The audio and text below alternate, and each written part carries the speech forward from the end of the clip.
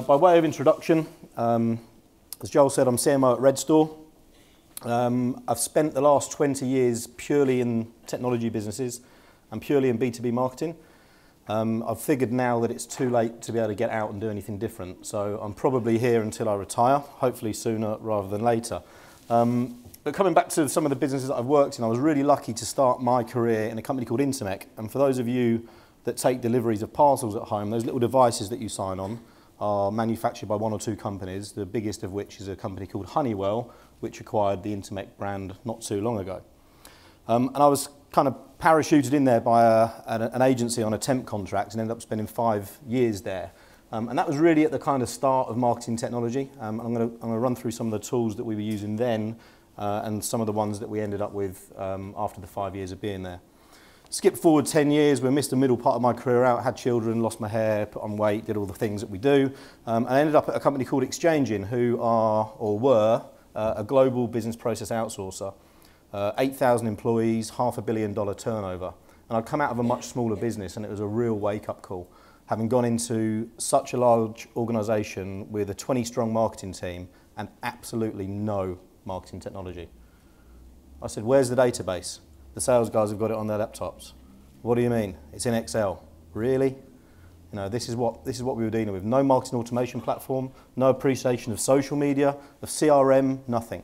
So a real wake-up call. And over a 4-year period, I moved from head of marketing, running the technology sector within Exchanging, to a global marketing director role with a team of 38, and left with a really well-oiled marketing technology stack and team. So some good experience there.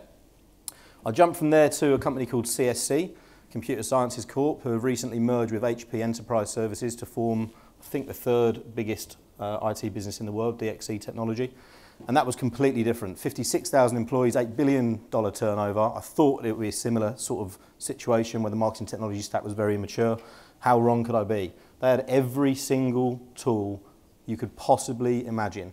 And the challenge is that they managed it all centrally out of the US and gave no training and no skills to the people that were actually executing and using those tools locally within each of the regions, which made it incredibly difficult. But it means that we were almost subservient to the central marketing, corporate marketing function, and therefore, guess what? It took weeks for us to get campaigns out the door, or anything approved, or anything done. It made life really, really difficult. From there, I moved to a company called NIT Technologies, who are an Indian headquartered IT outsourcing organisation. Again, similar sorts of challenges in there, lots of centralised technology, very little local ability. And I've had enough of the corporate world. I've been sort of 8, 9, maybe 10 years working for big businesses, and I wanted to get into somewhere a little bit smaller, a technology maybe that I could get excited about, having done sort of IT outsourcing for 8 or 9 years, and a business that actually wanted to put marketing at the front instead of it being behind sales or behind product like it is in lots of other businesses. And I joined Redstor as CMO on the 20th of August. And I'm going to talk to you a little bit about our sort of technology journey, if you like, in those 6 months a little bit later. So what we're going to cover in this session, we've just looked at a couple of presentations, great presentations by the way, guys, and great panel discussion. But this landscape is getting incredibly difficult for us to navigate. Now, I personally think us and our entire teams could just spend all of our lives reviewing and trialing tools and then working out what the hell we do with them. Right? And for me, it's important to get someone in your business that's got that technical capability and understanding, who can assess what that landscape looks like and make some sound advice on that as well. We're going to look at how we get buy-in from the business, probably my favourite part of my role. I'm a salesman inside. I hate to admit it. I'm never going to, don't tell anybody outside this room I think I'm a salesman. Sales guys would love it. After all the stick I've given them for 20 years, but I am a salesman and I love getting buy-in from stakeholders in the organisation.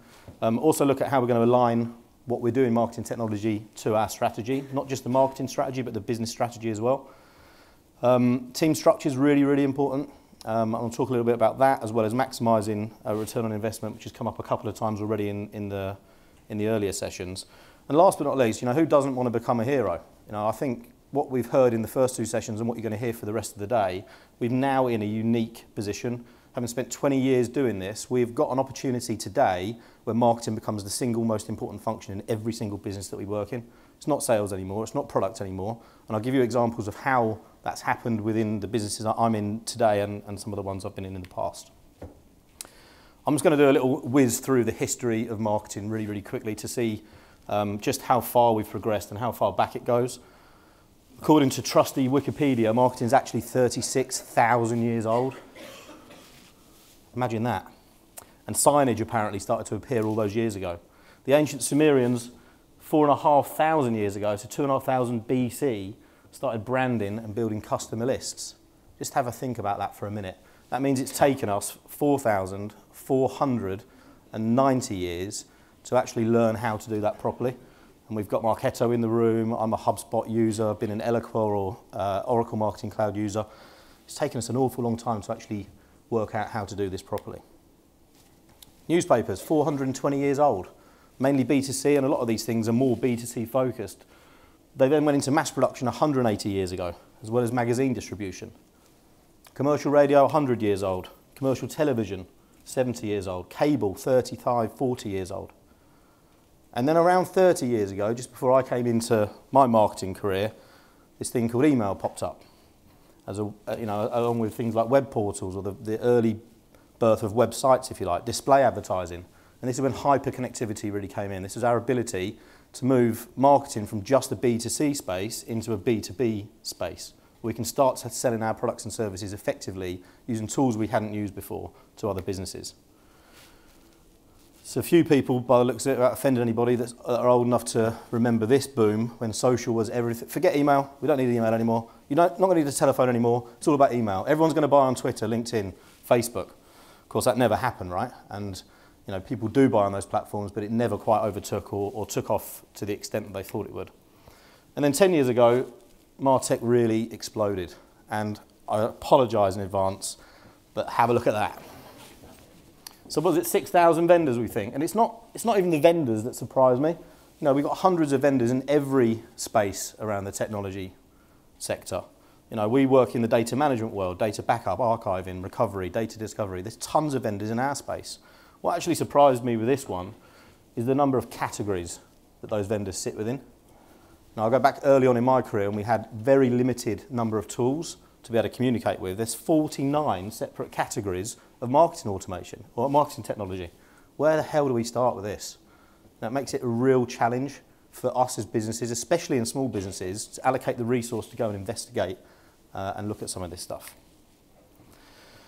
It's a minefield, and unfortunately with minefields come two things. The first one is a headache, and I've had many sleepless nights worrying about marketing technology. Fortunate enough now to have a team that worries about it for me. But with headaches come opportunity. And I think, as I said earlier, we've got an opportunity as a profession now to really elevate marketing within the businesses that we work within. So 20 years ago, I've said that enough times already, I'll skip past this one. There you go. Anyone recognise one of those? With a little round dial on the front? Genuinely, that was what was on my desk the first day at Intermec. One of those telephones. Okay, and then they introduced me to one of these. Anyone, put your hand up if you know what that is. See, only half the audience know what that is. That is a fax machine. Okay, we used to send campaigns out. Basically, you put a bit of paper with a message on it into this machine, and it came out of loads of other machines like this in all of our customers' or prospects' offices. How ludicrous. And I remember when Outlook first integrated Goldfax, right, which took the ability to write an email and send it to people's fax machines. And they used to ring off the hook. Big mailbag as well. Second week, Intermec, 19 years old, fresh out of college. I get dumped one of those bags and had about 1,000 could not deliver pieces of direct mail that my boss had sent out the week before. And then I had to literally pull each one out and go through our database, which was in Excel, and delete the people that didn't work there anymore or had died. And then email came along and it did genuinely revolutionise things. And I look at email today, it's an integral part of our marketing strategy at Redstor, and it has been in all the roles that I've been in. I think it's saturated though. I mean, who gets tons of email and never gets time to read it? I looked a minute ago, I've got 164 unread emails from like yesterday morning. So people are trying to sell stuff to me constantly, and probably people trying to ask me things internally. Just don't get time to get around to it. So it is saturated, but I think it still plays an important part. It's fair to say that things have changed, and we're going to just go into sort of the main agenda points now in terms of how do we navigate this marketplace. And what I've wanted to do, instead of trying to prescribe a solution, I actually just want to ask you some questions and get you thinking about how you can do it within your business. So a few considerations. I think Peter touched on this morning, what is the objective? What are we doing with technology? Why are we buying a new platform? And the whole running after shiny things, I agree with you, Maureen. We're all too busy to be doing that, but there's always one person in the team that wants to do it. Yeah, I've got a tinkerer who likes to tinker in the back of HubSpot and WordPress. I've got a magpie, which I like to call them, someone that goes after the shiny stuff and is constantly coming back with new ideas. Can we sign up to this? It's only $12 a month. It's like, yeah, it's the 100th platform we've got, $12 a month. Yeah, start working out how much it costs. Also start thinking about, what technology have you already got in your business? And who are the stakeholders that own those as well? I've been in businesses like Exchanger, for example, where the CIO owned all technology platforms, regardless if they were martech, regardless if they were CRM for sales, or AWS infrastructure to run the back end of our business on. That person wanted to own Marketo. Guess what? He fucked it up really badly because he didn't understand marketing. That's the reality. So you need to understand what those other bits of technology are in the business and actually how you integrate with them. When we talked about integration earlier, I'm going to show you some dashboards at the end of this presentation. I personally think we're in nirvana at the moment at Redstor. I've got instant access to every single stat I could wish for, and it enables me to make decisions really, really quickly. That's where I've tried to get to over the last 6 months, 20 years and 6 months. What's your budget? Budget was an interesting one in the last presentation by Jay, in terms of 22% of marketing budget being spent on tech.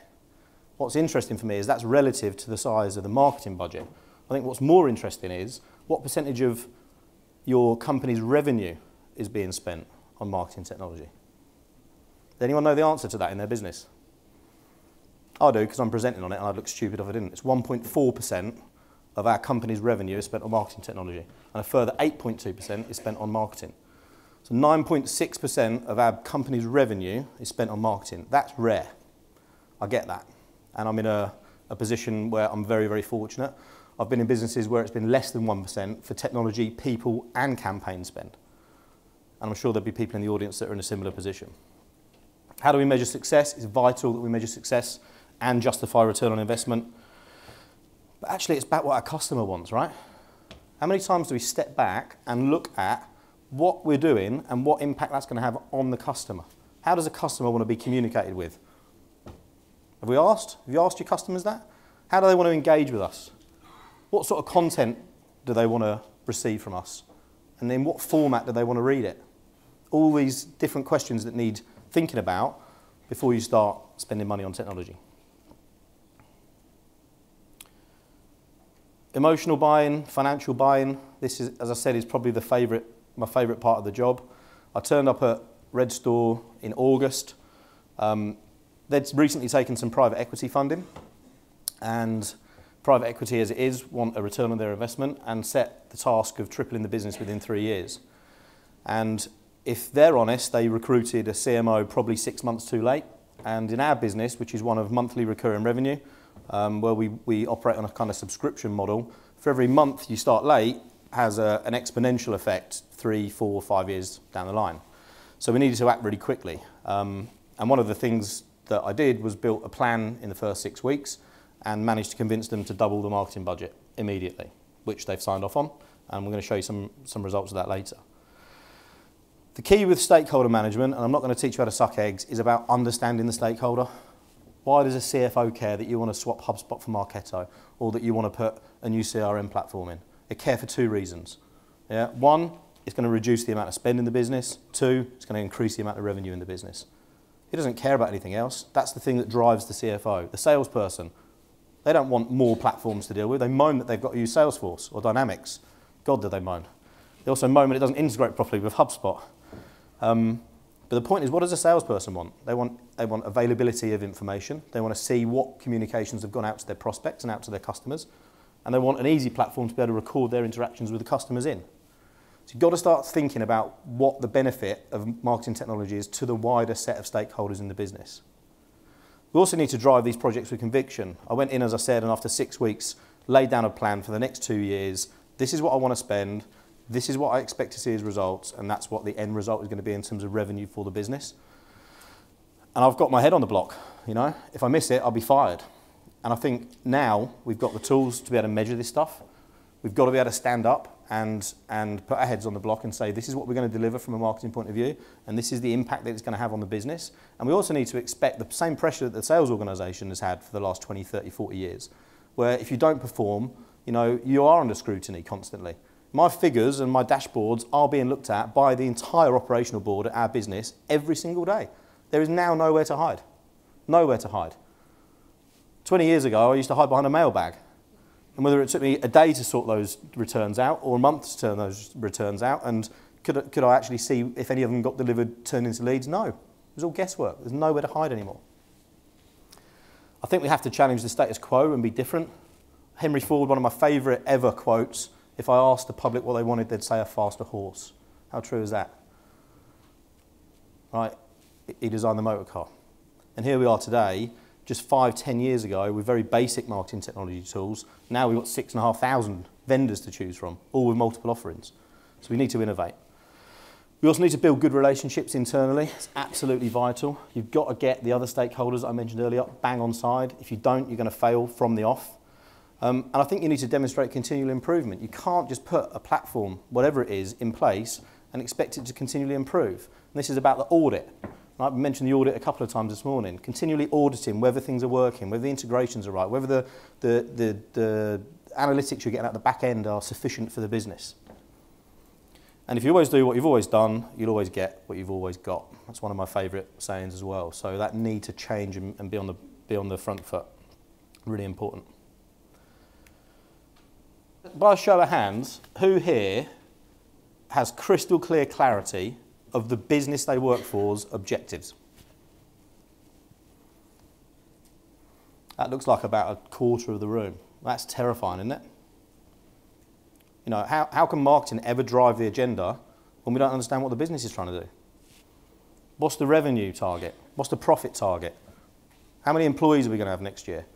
All these things need to be running through our heads as marketers so that we can be on the front foot and advise the business how marketing is then going to drive that business forward. Otherwise, guess what? We go back to being the colouring department.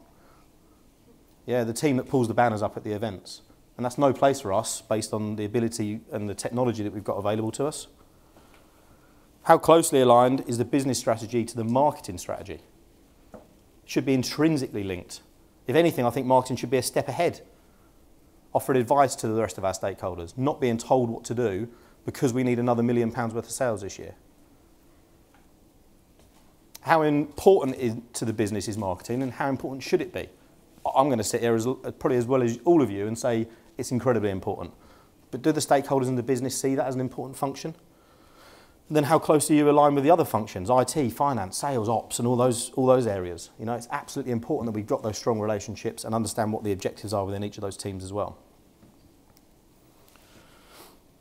Team structure is an interesting one. I've spoken, I think, on a few of these sorts of things around kind of specialists versus generalists. I look at my career just from a job title point of view: marketing assistant, marketing exec, marketing manager, head of marketing, director of marketing, global director of marketing, marketing director, CMO, all generalist roles. Not once have I been an SEO specialist, a graphic designer, a content person, an analyst relations manager, a PR person. What I have done is I've managed teams in those and agencies across those different disciplines. And I think to become a generalist and to get to a director position or a CMO, you have to have an understanding of all those areas. And technology is exactly one of those. I think the guy, Jay, just said, you know, you're going to be retired if you don't get tech from a CMO point of view. I couldn't agree more. I could not agree more. You know, and I think that's going to happen probably sooner than most of us think. I've seen lots of big businesses with CMOs that don't understand technology, and they're way out of their depth. Way, way out of their depth. Let's not forget the creativity side though, right? That's why we all got into marketing in the first place, isn't it? That's why I did. You know, you watch Mad Men and those sorts of things. It's like, this is cool. You know, we're going to sell our business to the world. How cool is that? You know, we didn't get in it to look at spreadsheets. Some of us might have done. But we need to get the right blend between creativity. We can't forget that in all this technology. It's very, very easy to get bogged down and just be looking at analytics all the time. Actually, it's about that emotional side, the right-hand side of the brain versus the left-hand side of the brain. I think from a management and analytics point of view, there's almost too much. We're collecting data everywhere. You think about it. Email, click-throughs, delivery rates, open rates, dwell times, right? literally everything that we do from a marketing point of view is now measured. Yeah? How much of that do you look at? Honestly, I don't look at it enough. So it's important that we have someone in our team, and marketing ops has come up a number of times today. That is going to be the single most important function in marketing for the next 10 years. It's about being able to pull the data out, right? Being able to interrogate that data and being able to offer that back to the marketing team, the CMO, as insight. That's how we're going to continually improve.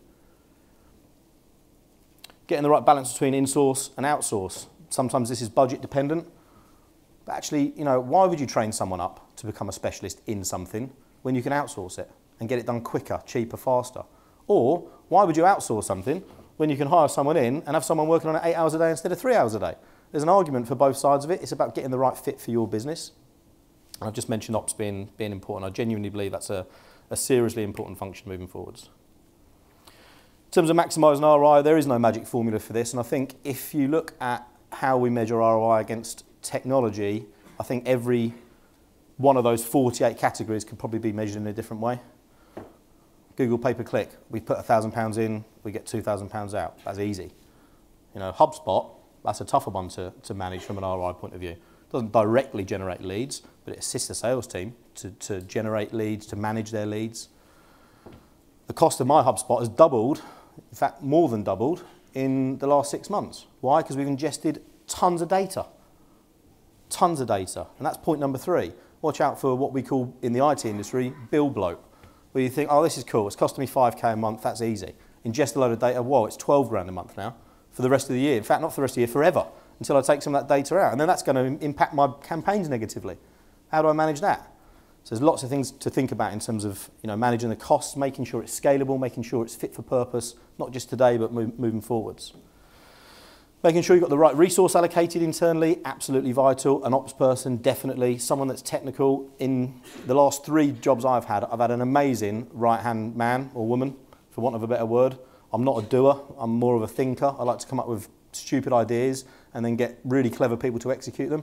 That's where I've kind of done well, I guess, in the past. And to get someone like that in a team, when you're in a CMO or a marketing director position, is really important. To get someone that understands the technology. I've got my head of marketing in the UK now. He's the tinkerer, by the way. He'll sit there and mess around with HTML code. He'll sit there and mess around with integrations with other platforms. But he enjoys it, so why would I want to stop that? You know, having someone in the team that understands that can challenge an agency or a vendor from a technical perspective, really, really important. And also set expectations from the start. If we're going to spend money, and we spend a lot of money on marketing technology, let's set the expectation with the board, with the management team, with your peers, over what you're going to get for it. And then hit that number. And if you don't hit that number, let them know along the way. I've got 2 minutes, I'll be as quick as I can, Joel. Oh, he's watching me. He's not watching me, he's gone, oh, he's over there. Personal brand, really, really important if you're going to get a seat at the table, and I think that's where we should all be now. It genuinely is, in my opinion, the era of no excuses. Something I've gone into, every business that I've gone into, something I've done is created a no excuses culture for the sales team. Oh, we don't have a PowerPoint, we don't have a case study, we don't have a video, we don't have a sales deck, we don't have a cheat sheet, right? They've got everything now at Redstor. They've got absolutely everything. And if anyone wants to see what they've got afterwards, come and see me and I'll show you. It's the best sales enablement toolkit I've ever seen. They are armed with everything they can. Guess what now? It exposes the good salespeople from the bad salespeople. There's nowhere for them to hide. And we are now in the same position. Okay? I said earlier, the board in Redstor have got visibility over every single metric, which I'm going to show you in a minute. I'm going to rush through and try and get to that stuff. Push the boundaries, innovate, use data to make decisions. Right? You can only use your gut if you've got experience, right? Or if you're really, really intuitive. If you're both, great, but we've got to be making data-driven decisions. We've got the data, start using it. Get a seat at the table as well. You know, get marketing to the forefront of the business, where it should be, driving the business strategy forward, not being told what to do, and have an opinion. From a personal brand point of view, have an opinion. It doesn't have to even be right, it just has to be an opinion, right? I wrote a blog for a few years, I don't do it anymore. It got like 1 million hits in 2 years. Why? Because I was just talking about what was going on in B2B marketing, just talking about the industry. I wasn't right all the time. Of course I wasn't. In fact, sometimes when you're wrong, it's better because it sparks debate. And understand your stakeholders and what they want, not what you want. So I'm going to show you quickly now, just before I run out of time, where we're at today from a marketing technology perspective. So Redstor, for a company of its size, bear in mind we turn over 11.5, 12 million pounds a year, so we're a small software business with big ambitions. We've got what I think is a relatively mature marketing stack. I've got a competent technical marketing team. We've got dashboards, which I'm going to show you in just a second. It gives me the ability to make literally instant decisions. And I'll spend an hour a day minimum in the dashboards that we've got, making decisions on what we're going to do tomorrow, what we're going to do next month, where the hole is in our pipeline moving forwards. It makes ROI justification easy. And it's actually got us now front and centre of the business. We are the single most important function in Redstor. The CEO said to me, if we invest anywhere next year, the year after, we're putting more people in your team, we're going to buy more marketing technology, and we're going to drive more demand into this business. And the only department that can do that is marketing. What a great place to be. And I've never been there before in 20 years. So my advice, if you're not in one of those companies, go and find one, because it's great. Oh, hold on. In terms of our stack, they're not all on here. I've just put a few on here. We use HubSpot. We've got some sort of web stroke analytics tools in Google Analytics, Screaming Frogs, SEMrush, Search Metrics. We've got Adobe Creative Cloud. I'm presenting today in Turtle. Been using that for a long time. I think I was their first ever customer, Nick. In fact, I know I was. Yeah, I was the guinea pig. Another example of innovation there. We use lead forensics, reverse IP lookup technology, to tell us who's on our website. And out of the same stable came Webio, just rebranded to Webio. Any Webio customers in? Right, you need to have a look at it if you're not. Webio will dynamically change both content and imagery on all of your web pages based on the company that's visiting. So you work for the BBC and you hit redstor.com today, it will say, hi BBC, welcome to Redstor. And all the photography on there will be media related because we want to personalise the experience. Bounce rate's down 35%, dwell time's up 200% just by putting some simple one-line of JavaScript technology in. Cloudflare we host our website on WordPress, Discoverall we use for data, Power BI we use for our dashboards. We've got a relatively mature stack. The great thing with this is it's integrated, and what that gives me is a single view. And these numbers are real, by the way. I've got nothing to hide. I would have had if we weren't performing. I would have changed a lot of them. But that is basically from the 1st of November, when our demand gen program went live, right through to the end of March. So the targets are run up to the end of March. What I can see here are number of MQLs, target of 720. We're currently sat at 845. Number of SQLs, 486. We're currently sat at 411. So I need to go and kick the sales team. I'm giving you loads of leads, you haven't converted them. What's going on? Gives me that insight. Created opportunities, target 176, we've hit 213. One opportunities, target 38, we've won 57. So that instantly tells me, and the board, by the way, because they're probably looking at it right now, that we're in a good place from the start of our campaign. You can also see attributed values. This gets pulled from Microsoft Dynamics. So I've got £361,800 worth of monthly recurring revenue generated as part of the MQL pot, making up that 845. And of the 411 that have converted to SQLs, there's nearly £400,000 worth of monthly recurring revenue. £400,000 with an average customer lifespan of 62 months makes a very, very good return on investment, providing we close some of that business. 213 opportunities with 205k, you get the idea. But we can also see down here, in terms of where these leads have come from, telemarketing is actually a blend of telemarketing and email, so that's slightly skewed. But in terms of the MQL source, the SQL source, and the opportunity source. Real high level, that helps me make decisions daily. Then we go down a level. Let's have a look at those MQLs. And I've blurred a lot of this stuff out because there's some confidential information in there. That little link on the left-hand side of Power BI takes me directly into the HubSpot contact. I can now go and interrogate exactly what's going on. Eric, why have you got an MQL that's been on there for the last 6 months and the last email you sent him was 4 months ago? Why are you not chasing him up? It gives me and the team the ability to go and push the sales team. I've got 1 minute, Joel. I won't keep you any longer. Opportunity pipeline. This is a great one, right? We can see we're going to have a great May. So it's the highest pipeline the business has ever had. But I can see I've got massive problems going on in August, September, November. What does that mean? I need to start planning now campaigns to plug that gap. I'm now working with the team on how we fill those gaps later down the line. Yeah, it means that we won't get any surprises. It means that next time I run this report, those are going to start bumping up. I can also see where in the pipeline all of our deals are, by salesperson, by region, and lots of other things. This is just a little chart. Every chart going up to the right is good, right? So we kicked the campaign off in November. We jumped from 59 MQLs in October to 162 in November, and we're going over 200 every month now. We're going to smash 200 this month as well. That's changing our business. And the reason it's changing our business is because we know exactly what's going to convert. 48% of MQLs convert to SQLs, 48% of SQLs create to opportunity, and 27% of those will close. I know it. We've got it. That's 6 months worth of stats. I can now go to the board and say I want another £1 million, and do you know what? They'll give it to me because we've proven what we're doing is working and we've got all the stats to follow it up. So, little tip, if you can, get your technology stacks working together to produce this sort of information, and when you've got it, you can tweak it, you see what's going wrong, you can fix what's going wrong, and you can prove to the board that actually marketing should be front and centre. Thank you very much.